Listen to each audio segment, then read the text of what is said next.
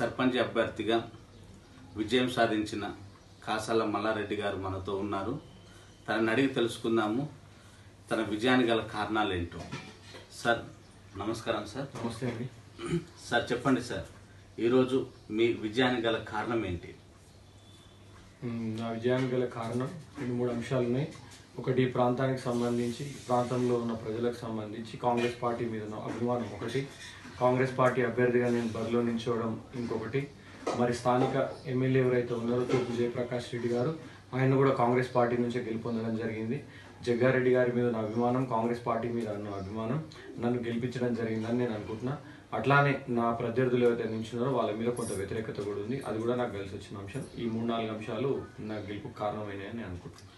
Sir ఇప్పుడు రాజకీయం కంటే ముందు మీరు మీ ప్రొఫైల్, మీరు ఏం చేసేవాళ్ళు ఏంటి ఒకసారి చెప్పండి.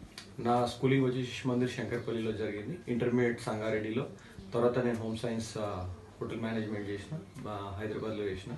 తర్వాత నేను ఆస్ట్రేలియాకి వెళ్ళి అక్కడ ఒక 6 months డిప్లొమా, తర్వాత అక్కడ ఒక 3.5 సంవత్సరాలు జాబ్ చేయడం జరిగింది. తర్వాత స్వదేశానికి వచ్చి 1 సంవత్సరం జాబు, తర్వాత ఒక 6 సంవత్సరాల నుంచి బిజినెస్లో ఉన్న, తర్వాత ఒక 5 సంవత్సరాల నుంచి యువజన కాంగ్రెస్ కంది మండల అధ్యక్షుడిగా ఉన్న. రాజకీయాల్లోకి యువజన కాంగ్రెస్ నుంచి నేను రావడం జరిగింది. అది ఎలక్టెడ్ యూత్ కాంగ్రెస్ సంబంధించి మన రాహుల్ గాంధీ గారు పర్యవేక్షిస్తారు. అది ఎలక్టెడ్ పోస్ట్, అది నామినేటెడ్ కాదు.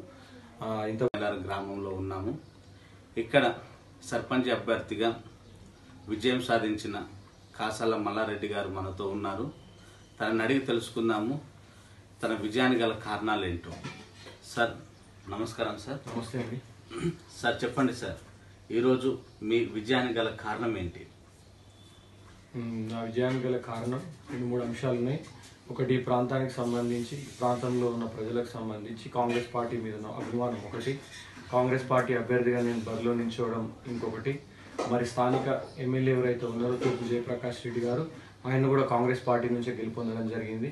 జగ్గారెడ్డి గారి మీద నా అభిమానం, కాంగ్రెస్ పార్టీ మీద ఉన్న అభిమానం నన్ను గెలిపించడం జరిగిందని నేను అనుకుంటున్నా.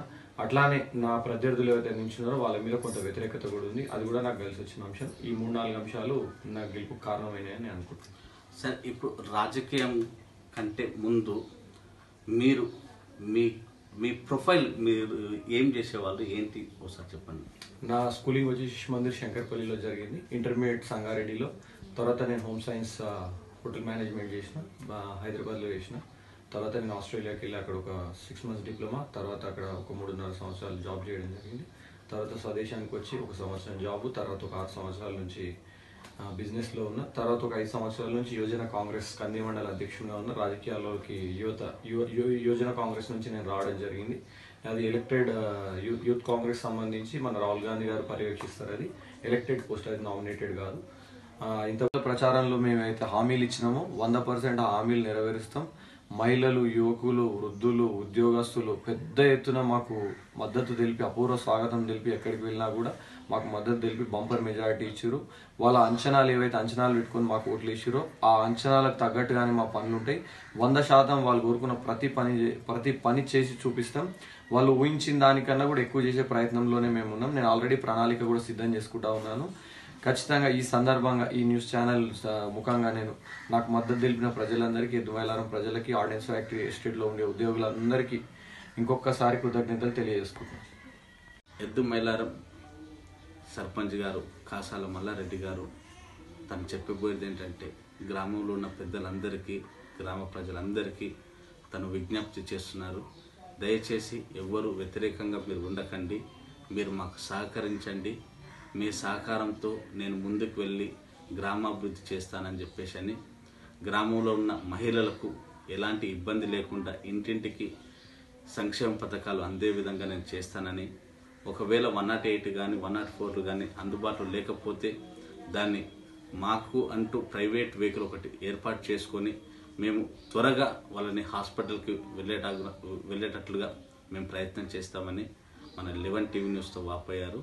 11 టీవీ న్యూస్, ఎద్దుమైలారం గ్రామం, సంగారెడ్డి.